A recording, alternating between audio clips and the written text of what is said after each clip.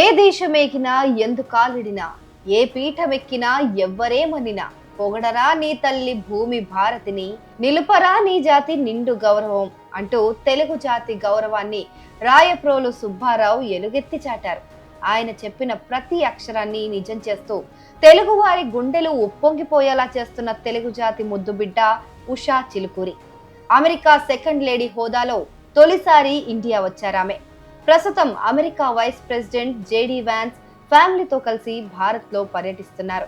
Americans దృష్టిలో ఇదొక సాధారణ పర్యటనే కావచ్చు, కానీ చాలా మంది భారతీయులకు, ముఖ్యంగా తెలుగు వారికైతే ఇది చాలా ప్రత్యేకం.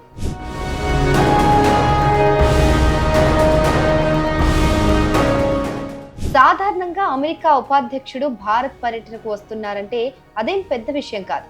గతంలో ఏ యుఎస్ వైస్ ప్రెసిడెంట్ ఇండియాకి వచ్చినా ఇంత హడావిడి లేదు.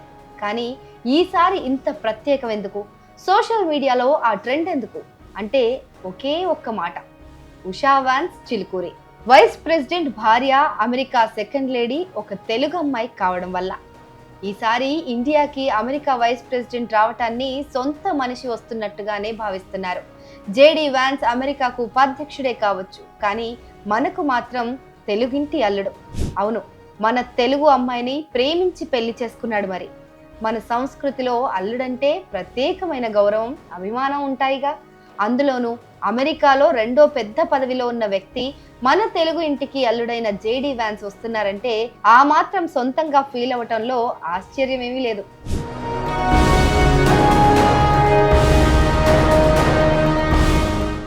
ఉషా చిలుకూరి పూర్వీకులది కృష్ణా జిల్లా ఉయ్యూరు మండలంలోని సాయిపురం.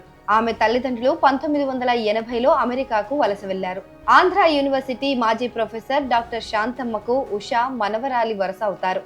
ఉషా పుట్టింది, పెరిగింది మొత్తం అమెరికాలో అయినప్పటికీ, ప్రస్తుతం అమెరికా సెకండ్ లేడీగా ఉన్నప్పటికీ ఆమె అచ్చమైన, స్వచ్ఛమైన తెలుగులో మాట్లాడగలరు. ఆమెకు తెలుగు సంస్కృతి అంటే చాలా ఇష్టం. ఇంట్లోనూ తెలుగు సంప్రదాయాలను పాటిస్తుండటం విశేషం. జేడీ జీవితంలో ఉషా చాలా మార్పులు తెచ్చారు. అది కేవలం వ్యక్తిగతంగానే కాదు, ఆధ్యాత్మికంగా కూడా.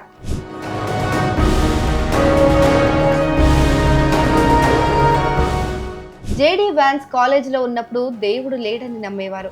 కష్టాల్లో పెరిగారు, కానీ ఎలాంటి ఆశలు లేవు. కానీ ఉషాను కలిసిన తర్వాత ఆయన జీవితం పూర్తిగా మారిపోయింది.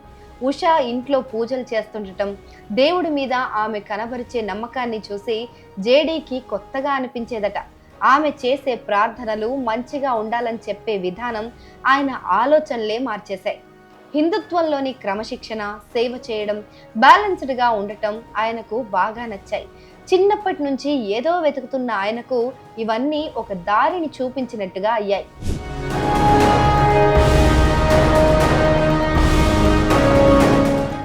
జేడీ వ్యాన్స్ ఉషా 2014లో పెళ్లి చేసుకున్నారు. అది కూడా హిందూ, క్రిస్టియన్ రెండు సంప్రదాయాల్లో. వేర్వేరు మతాలు, సంస్కృతులు అయినప్పటికీ ప్రేమగా, గౌరవంగా కలిసి ఉండొచ్చని సమాజానికి ఓ అందమైన సందేశాన్ని ఇచ్చారు ఉషా, జేడీ వ్యాన్స్. జేడీకి ఈ పెళ్లి కేవలం ఒక కుటుంబం మొదలవ్వడమే మాత్రమే కాదు, తనకు ఒక మంచి దారి కూడా చూపించింది.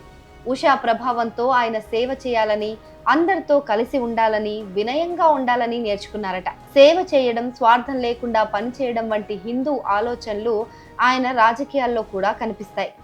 అందుకే ఆయన పేద ప్రజల గురించి, కష్టపడే వాళ్ళ గురించి ఎక్కువగా మాట్లాడుతూ ఉంటారు.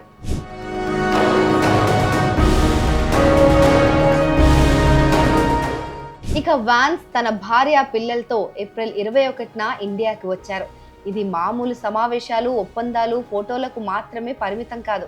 దీని వెనక చాలా ప్రేమ, ఆప్యాయత ఉంది. ఢిల్లీ, జైపూర్, ఆగ్రాలో వాళ్ళు చారిత్రక ప్రదేశాలను సందర్శిస్తున్నారు. సంప్రదాయ భారతీయ కార్యక్రమాల్లో పాల్గొంటూ ఇక్కడి కుటుంబాలను కలుస్తూ సొంత మనుషుల్లా కలిసిపోతున్నారు.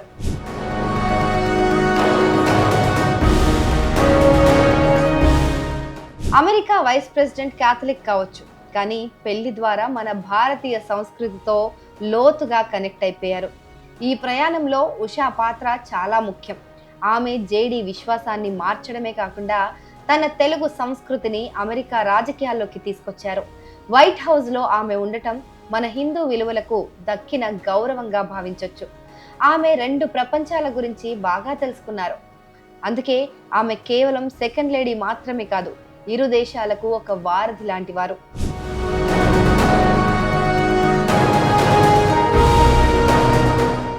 వాన్స్ ఫ్యామిలీ ఇండియాలోని దేవాలయాలను దర్శించడం, వాళ్ళ డ్రెస్సింగ్, తెలుగులో మాట్లాడడం, వాళ్ళ పిల్లల అల్లరి అన్నింటినీ మీడియా చూపిస్తోంది. ఇది కేవలం దేశాల మధ్య సంబంధం మాత్రమే కాదు, మనందరి మధ్య ఉన్న ప్రేమ ఆప్యాయతకు తార్కాణం. ఎందుకంటే జేడీ వాన్స్ మన భారత నేలపై అడుగుపెట్టినప్పుడు ఆయనకు కేవలం అమెరికా ఉపాధ్యక్షుడిగా మాత్రమే కాదు, ఒక తెలుగు అల్లుడిగా కూడా స్వాగతం లభిస్తుంది. భేదాలతో విడిపోయిన ఈ ప్రపంచంలో ఇలాంటి చిన్నపాటి ప్రేమ బంధమే అతిపెద్ద దౌత్య సందేశం అయ్యే అవకాశమూ ఉంది.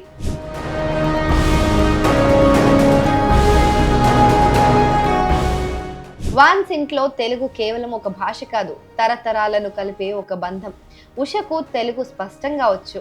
ఆమె తన ఆంధ్ర సంస్కృతిని తన 3 పిల్లలకు నేర్పిస్తూ ఉంటారు కూడా. తాతయ్య, అమ్మమ్మకు, బంధువులకు వీడియో కాల్ చేసినప్పుడు నమస్కారం చెప్పమని ఉష ప్రేమగా చెప్తారట. పడుకునే ముందు తెలుగు కథలు చదివి వినిపిస్తుంటారంట.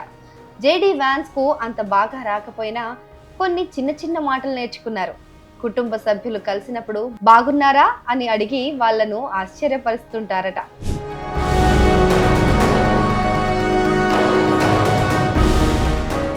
వాన్స్ వంటగదిలో అచ్చమైన తెలుగు సంస్కృతే ప్రతిబింబిస్తుంటుంది. ఉష తన అమ్మమ్మ వంటలు తింటూ పెరిగారు.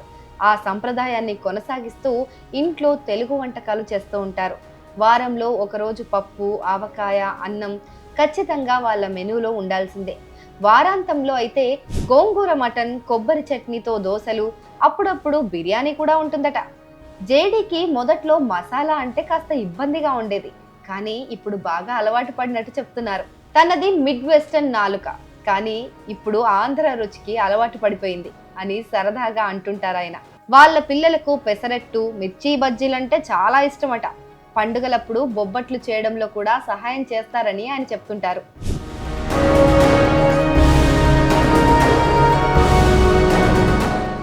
వాన్స్ ఇంట్లో పిల్లలను 2 సంస్కృతుల్లో పెంచడం ఆ దంపతుల మధ్య అన్యోన్యతను తెలియజేస్తోంది. పడుకునే ముందు తెలుగు జోలపాటలు పాడతారు. అమెరికన్ కథలతో పాటు తెనాలి రామకృష్ణ కథలు కూడా చెప్తుంటారు. పిల్లలను, పెద్దవాళ్లను గౌరవంగా పలకరించాలని, చేతులు జోడించి నమస్కారం పెట్టమని నేర్పిస్తారు. సేవ చేయడం, విలువల గురించి వివరిస్తారు. ఉషా తరచుగా ఇతర తెలుగు, అమెరికన్ కుటుంబాల పిల్లలతో ఆడుకోవడానికి ప్రత్యేక ఏర్పాట్లు కూడా చేస్తుంటారట.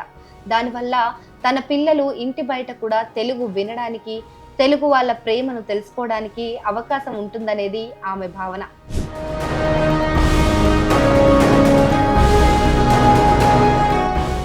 వాన్స్ కుటుంబ క్యాలెండర్లో అమెరికన్, తెలుగు పండుగలు 2 ఉంటాయి. దీపావళి, ఉగాదిని థ్యాంక్స్ గివింగ్, క్రిస్మస్ లాగే బాగా జరుపుకుంటారు. ఉగాదికి వాళ్ళంతా కలిసి ఉగాది పచ్చడి చేస్తారు. జేడీ కుర్తా వేసుకొని చేదు వేప, తీపి బెల్లం తింటుంటే చూసి పిల్లలు తెగ ఎంజాయ్ చేస్తుంటారట. సంక్రాంతికి ఇల్లంతా ముగ్గులతో నిండిపోతుంది. పిల్లలు పెరట్లో గాలిపటాలు ఎగరేస్తారు.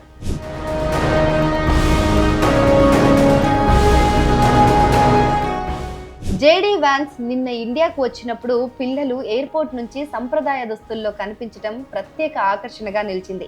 ఇవాన్ వివేక్ కుర్తాల్లో, మీరాబెల్ అనార్కలి సూట్లో కనిపించడంతో ఉషా బంధువులతో పాటు సోషల్ మీడియా అంతా ఆశ్చర్యపోయింది.